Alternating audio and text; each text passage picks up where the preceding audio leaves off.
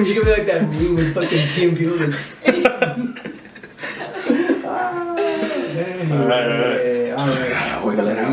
Alright, here we go. What's going on, folks? Welcome to the Lemonade Podcast. I am your host, Frank. Here at the Lemonade Podcast, we go by the saying, when life gives you lemons, you make lemonade. Along with that, we aspire to encourage, inspire, and empower through the stories, not only to do all that with the people that are tuning in, but also with our guests. And today we have Irán. Welcome to the show. Thank you for having me. Of course, it's a pleasure. You know, I'm glad that you made your way out here, especially you coming right after doing what you do, correct? Yeah. Okay. So recently, I know that, how would I say it? I got tatted by you. I got poked by her. You know what I mean? Yeah. Well, you got tattooed by me. It was a tattoo. Okay. Yeah. But this is different. Technique is different. The technique is different. But you did get a tattoo. I mean, it's still there? It's still there. It's permanent? Hold on, let me see. Yep, there it is? It's still there. Boom. Oh, yeah, and then of course, then we got the other one. Are you moisturizing? I mean, I got good skin. You know what I mean? It's the jeans. Brown don't, correct? They don't rhyme, but it makes sense. Yeah. Y'all know what I'm talking about. Anyway. But yeah. Yeah. I'm tattooing, yeah. Cool. All right, so with the technique that you have, it's very interesting because I've seen it, but not in the way that you do it. But I mean, the idea is still there. I was just going to say that. And forgive my ignorance when it comes to that, once again, you know. But along with, you know, us being here to hear your story, we're also kind of like there to inform, you know, for those somebody like me who doesn't know. What did you know before? Just like you mentioned earlier, as we were when you got here and speaking to Mike about the Polynesian, you know, right? Correct? Yeah, there's just like different traditional techniques. Right, exactly. And that's what I knew about it when it came to that. And then I saw you because I met you at the event with Tony and Leah with the Rope Collective and all that. You know, I shot you there. I shot a whole bunch of other people. So shout out to Tony and Leah. Yeah. The whole Rope Collective gang and everybody. Yeah. They're the best. But then I reached out to you. I said, hey, can you do this for me? You know, you said you were up for the challenge. I know initially it was a little bit of a challenge, but we got it done. Yeah. No, but I love the fact that you went for it, you took it, and you know, we made it happen regardless. Yeah, it was part of the creative process. Definitely. You know, collaborating through that. And it was a dope experience. It was one of the dopest, and I'm looking forward to the next time. It didn't hurt. And she said it straight up. She told me, you got tough skin. I was like, I do. I know. It's all the lemons. Nah. So with that, you know, a nice segue into the whole concept of the Lemonade Podcast, the Lemonade movement. You know, just tell us a little bit, one, about yourself, and also maybe those lemons that were handed to you by life or whatever, you know, the situation, and just the lemonade that you're making, and by that, you know, the tattooing. Yeah. So I can go back to like kind of explaining the process of how I got introduced and now kind of where I'm at. And so I do hand poking. Some people know it as stick and poke. The stigma around it is I usually think of it like a sewing needle con like twine, need like any ink. And so when I tell people I do stick and poke or hand poke technique, they usually think that. But it's way different, and you experienced it, you know, through that, and like how I like have my whole setup and my system. Very professional. It's Thank not you. Like, yeah. You know, I was, you know, the setting was okay. I like the vibe. But I don't, you know, I never judged it. I said, okay, I like the vibe, and the setting seemed professional, and I was just chilling. I was in it. Yeah. It was nice. Yeah, home studio. Yeah. But now I'm at another studio, and I'll talk a little bit of about course. it. Yeah. And so kind of that process it really just happened. Do I talk about how I got into it? Or I guess how do you want me to frame it? I mean, to be honest, like I said, what was it that led you to go into that? You know, was there something that maybe, I know that, you know, things happen in life, and those are the things that sometimes, especially as creatives, that's what drives us to go ahead and take that route, especially to express ourselves, you know. And if this is that situation for you, great, you know. So, okay, but if not, it's not. No, but like honestly, like now that you kind of explained that, I felt like I wasn't always a creative person as a kid. I was always creative and pursued art. When I went into like kind of my education after high school, I really neglected that part of me, and it came out again towards the end of my undergrad years, and through hand poking that I got to again like nurture and relearn a skill that I always loved to do, which was drawing, painting, creating. I just love art, and I think I learned how to appreciate it as an audience member, but then was always intimidated to actually create it. And this medium, which is like skin and ink, not a very common one, but that was my segue into this world that I'm now stepping into. And like have like honestly flourished so rapidly that I'm kind of sometimes shocked. I'm like, oh my gosh, like I really am here. Like my work is paying off. And like it's here. So yeah, that's dope. You know, it's crazy because one of the things, and we've had a few people on already, and one of the biggest things that we've emphasized on, or at least for me, and what I want through the podcast and everybody's story, is that even though life happens, you always have to try and do your best to go back to what it is that drives you, you know, what fuels that fire within. Because to be honest, and this is just my opinion, you know, however you want to look at it, anyone tuning in, is sometimes that little bit of whatever it may be that's really just burning within is going to get you through life. It's going to get you through, you know, those limits at times. You know, it's going to get through the hard times. It's going to get you through a pandemic. You know what I mean? Word. Yeah. And I remember Mike and I had these conversations. Mike, my nephew, he's our social guy. We had these conversations recently about that pandemic, and it was like the pandemic either made you or broke you. Yeah. And unfortunately, you know, but I feel like had people, obviously we know now, you know, but had people kind of honed in on that, or some people went back to, let me go back to what I really like because I have the time to like hone in on that. But still, like I said, go back, whatever it may be during your day, you know, life is going to happen, your work is going to happen, family, all these things, but do your best to at least do a little bit of what you really love, enjoy, and your passion for that. Because like I said, it'll definitely help you, and it's therapeutic, you know. I found it to be, you know, with photography, and it got me through a lot. And especially just expressing myself, you know. I don't like to be in front of the camera, but I found ways to, you know, do so. To and be working with it. Yeah, definitely, you know. So you went, you know, you went through school, you did your thing, you neglected that part. Did you miss it at times, or were you too busy? I was just like, you know, in college, I was doing a lot of clubs, I was doing school. And so clubs like clubbing, or the clubs in? They didn't have the club over there. Like went to a really small college, and like No. I know it was like a dive bar, so I know how to. It wasn't even like an excuse, yo. Like wow, lame. No, I'm kidding. I know, but like what the college though, like I'll give it to, like there was always creative people, always like the person who got me into hand poking, she's has developed in tattooing and now is an amazing tattoo artist. But yeah, she tattooed me first, and I saw that. That was the first time I've ever even saw that technique in my life. I was like, what the hell is that? Right. And that same thing, I thought it was like sewing needles and all that stuff. But like seeing her do it on me, I was like, wow, that's amazing. I had a roommate who was an art major who like really encouraged me to kind of like pursue this interest. And then tying back into the pandemic, I had time for the first time. Right.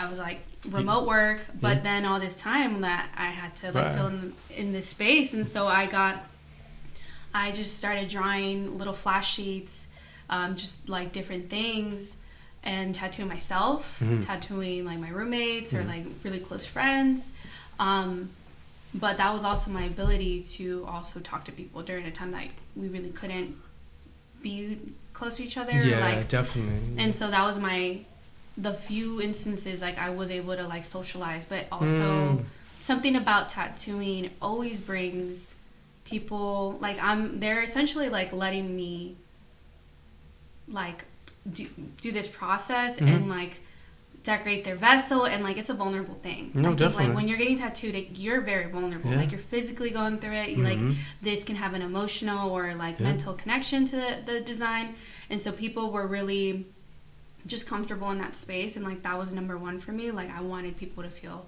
comfortable, safe, and like could trust me in this process, while also knowing that I was learning how to do this. And so I don't know, I kind of went on a rant. No, it's good because you know, like I said, some of the takeaways, at least for me, was like you were still within the realm of art. Always, You didn't really, even maybe that you let it go or neglected it, you kind of still came back to it. You kind of just were attracted to it by, by your roommate. That was something that you're still kind of keeping in that realm. You came back, the pandemic allowed you time, so you're like, okay, now I can hone in, get back to that, the craft, but you speak of vulnerability, and I feel like as artists, that's one of the biggest things that we project. I think like sometimes even without us knowing, and almost maybe non-intentional, but when you express yourself anyway, creativity, you just allow yourself to be that in that moment for anybody to see. And even if you do it for yourself, but I think, and I don't know, I can't speak for everybody, but I decided, hey, I'm going to make this, create this, and then I'm going to put it out and hope maybe that somebody likes it, but most of the time it's more like, I hope that you can see it for what it is, for why I made it and where it came from, Like definitely putting your stuff out there is a vulnerable... it's just vulnerable, like, especially with social media, like so many people can like see it so instantly, and so it's every time I upload something, just to build my I really see my Instagram as a way to have a portfolio, and that's how I treated it in the beginning, and still do. But like every time I post or and just even putting not a rant, but like me and what I talk about, like I feel super vulnerable because I'm letting people. You can be letting people in. And I'm like, I don't know how people would translate. And I'm always trying to be like transparent though about who I am. Right. And real quick, just so that listeners and anyone tuning in, your socials are, what do you have? Your IG? Yeah, you can find me on Instagram and TikTok. TikTok's fun. You doing your dance and stuff? Or I'm renegade and all. Okay. Yeah. There you go. She's doing it all. So speaking of vulnerability and really putting yourself out there, you can find her on IG and TikTok as a little poke. A little poke, just how it sounds. At a little poke. Period. Not without the period, but anyways. So real quick, I want to touch upon. You said somebody mentioned that pretty much inspired you by watching that person doing their thing. Who was this person? They were a classmate within my cohort. I went to Oaxaca with her.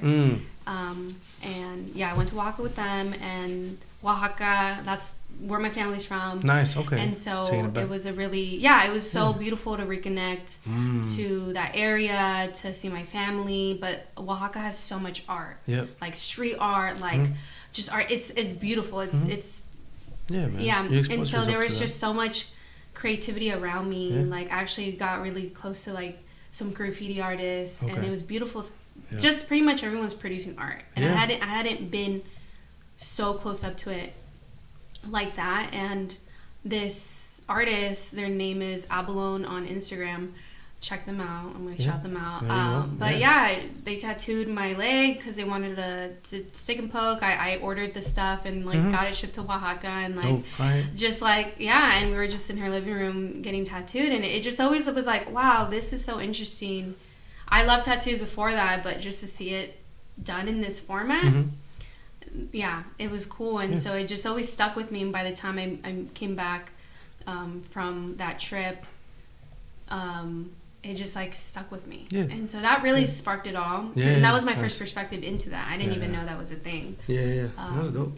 And little by little, just... the exposure. that's another thing we always talk, or at least I talk about with my circles, like exposure. Yeah. You know, you gotta be exposed to more things, because otherwise you continue to stay in that box and you don't know what's out there. You know, something that may spark something for you that you may not know or have, and you may be attracted, and all of a sudden now you're there in that moment and you follow that passion. You know, which is dope. So through what you do with I'm sorry, hand poking. Yeah, hand poke. Right, hand poke. All right. Hand poke, stick poke. It's like some people have a preference of one of them. I usually just say hand poke. And through what you do, you know, how do you feel it's affected you, and perhaps others? It's definitely, like I said, tapped into a part of me that I was neglecting for years. It allowed me to finally just be able to sit in discomfort of just like creating art. I think you get a little uncomfortable. Yeah, you have to sometimes, you know, and so like I've just gotten like real ugly sometimes in that space. It's allowed me to really kind of grow professionally how I interact with people with this business, because I'm essentially running a business with my stuff. You are running a business. You gotta own it. Yeah, and it's hard because I was an entrepreneur. You're an artist. You're a businesswoman. Yeah. I'm like emailing, like you're social marketing. media, You're doing it all. Yeah, and so just in those aspects, like things I just didn't imagine myself kind of promoting that way, and then also understanding that what I'm doing, like, these are walking portfolio, like these are walking pieces of art with people, you know? Yeah, it's your name on that. Yeah, and so just being really intentional. Like that's like keyword intentional. Be intentional. Yeah. And so just being that and self-aware of how I navigate this for sure. And it's ever changing. It's developed so much from the first time I was tattooing to the first person who ever paid me to like the tattoo I just did right now that I came from. Yeah. You know? How long has that taken? There's like a time frame. When I started, my first one, I did in like 2019. Okay, yeah. Like, so I don't know if I can cuss. Don't cuss. You cuss. Shit. Just cuss. Like just life is unapologetic. Really bad tattoo, but and you know I have them on my body, whatever. Like I see them as like progress, and then in 2020 when I had all that time to draw, that's when I started actually tattooing people outside of my close friend group, and publishing the Instagram to public, because it was just private and it was between a few people to see how to like so far the pieces I had, and eventually I opened it, and then friends of friends were like, I didn't know you did that, like try it. I was like, hey, let's do it, like because I remember when I was like, yo, what's your IG after we shot? I went, I was like, well, she don't even do this, like she don't even shoot, she does hand poke, and I was like, what, this is interesting. Well, I met Tony at a thing, and then Tony like hit me up about a tattoo. And while I was tattooing Tony was like, oh, you want to do a shoot? And I was like, whatever. I was like, I never done anything like that. She rocked it though, by the way. She was good. I was so scared. She did good. I'm telling you, it's a pretty dope shot. It was awesome. And it was fun because I feel like they create these environments where you can just do you, be you. And the dope part about being in a space like that is that you can be anybody, you know, and there's no judgment. And it's beautiful. And that's what it felt like, totally. And that was a really empowering like shoot and experience and everything. And so I love that people are really getting together and cultivating these kinds of spaces and giving like people like me who are new a chance to try this out. And like even like hand poking, not a lot of people have gotten this, or they do a lot of machine tattoos. Like, so if I'm the first introduction to this technique, like I better make sure that this person feels safe. Like, it's good experience. And everything, and like I'm all about energy, the vibe, and so no, that's big. You know, you got to be able to trust that, especially when you're getting tattooed. You know, you're like, oh, I don't know about this person you sketch, and then you get tattooed, and you're like, oh man, that don't go away. And I mean, I've been in situations where I've gone to a tattoo shop and like I felt weird and comfortable, like just pressured from the art, like just the space, like. And so, I mean, the shop I'm working at now, I think really is trying to kind of address those those issues. Yeah, that's dope that they're aware of that. So right now, just to touch upon that real quick, is you went from your home studio Which are you still? I'm still doing there? that. Yeah, okay, cool. I'm still doing my home studio. Right. Yeah, but that's where I started, like right. at home. Yeah. And then so now you got the opportunity to work or do your thing where? Yeah. So now I'm working at Pixley's Oddities, which is in University Heights. Is it? It's like right. It was like. It's nearby here in San Diego. In San Diego. I'm sorry. What was the name again? Pixley's Oddities. Pixley's Oddities in San Diego. Yeah, they're new. Here, they're new. Go check them out. We'll throw the IG. They got IG. I'll throw IG on there. Yeah, however that sounds. It's new to me, so I'm sorry, folks. Well, whatever, it's a new shop, for sure. Everything's new. So I want to touch real quick, just up on that. You talk about the opportunities, and those spaces that you're like, hey, I'm just starting out. Yeah. What we want to do through the Lemonade movement, period, right? But through the podcast is do that exactly. I know you just started out, but you leaps and bounds because you decided to hone your craft. You know what I mean?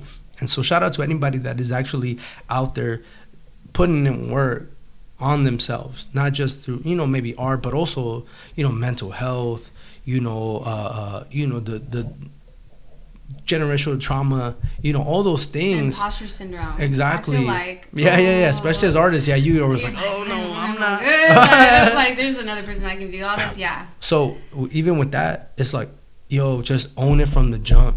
Own it from the jump, because if you don't believe it, it's gonna be harder for everybody else to. Even though sometimes a lot of people believe in you before you see it. Trust me, I've been there. People seeing what I do even before I could see it. And it's dope.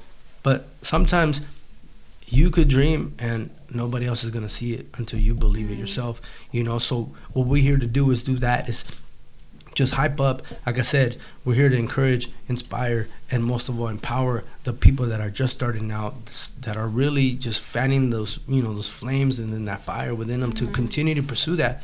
So they continue to create and express themselves. I feel like we need that more in life, just to at least once again get through life itself, because life will give you those lemons. So let's just make that lemonade and pour it on them, which is the slogan of the podcast and the movement. Okay. Pour it on them, you know what I mean? So the final question I have for today is, and I know that a lot of people, come across this question throughout their journey. I have. And so has everybody in the room. All right, I know. My bad. I know everybody's like, building up. I know. So it's do you believe that? Here's the thing. Do you believe that cereal is soup? Oh, you know what? My most controversial take on this is on actually cereal soup. No, it's not. It isn't. It's cold. Okay. Wait, and let me follow up. Do you pour the milk or cereal first? I pour the cereal first. Okay. Because that's better, yeah. I don't like too much. I don't like to overwhelm myself with. It's a texture thing. I don't like my cereal soggy. That's why I got my shit hard. I like it hard.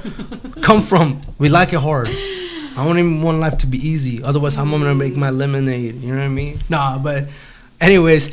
Thanks again for being here. I know. No. That's pretty much the segment here at the Lemonade Podcast. Is we throw that like little kind of silly question at the end, just to throw people off. We thrown the whole, is a hot dog a sandwich? Hot dog is. Boom, got him. You know what I mean? She's Whoa, I mean, I gotta sit on that one. Yeah. Oh, wait. Nah, but thank you again, Irán, for being here. Yeah, thank you. For sharing your lemons and.